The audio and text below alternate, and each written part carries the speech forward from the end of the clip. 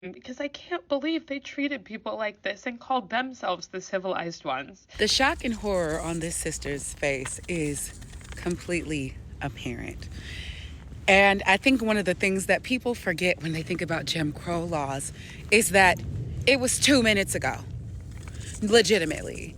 Like the Civil Rights Act and Brown versus Board of Education was in the mid 60s, 1964 and 1965. If you really think about that, we always have this feeling like Jim Crow laws and segregation was so long ago, but you guys, that was 60 years ago. And that wasn't the end of the trouble just because those laws were enacted. To think that this country has behaved in such disgusting ways in the not so very far past, to think that history can't repeat itself.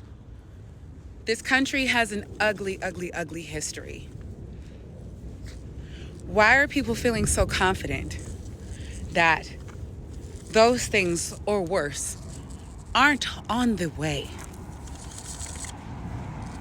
60 years ago, your parents were likely here, and if you're young, your grandparents were definitely here.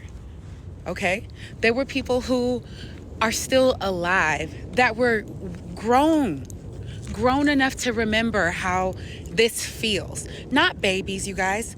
60 years ago is absolutely nothing if you think about, like, time. It is critical that we start to take this seriously. What's happening in the presidency is not something to be played with, to be joked about, or to be unconcerned about. We don't drink out of water fountains anymore, but how are you gonna feel when they tell you you can't pee in that same bathroom?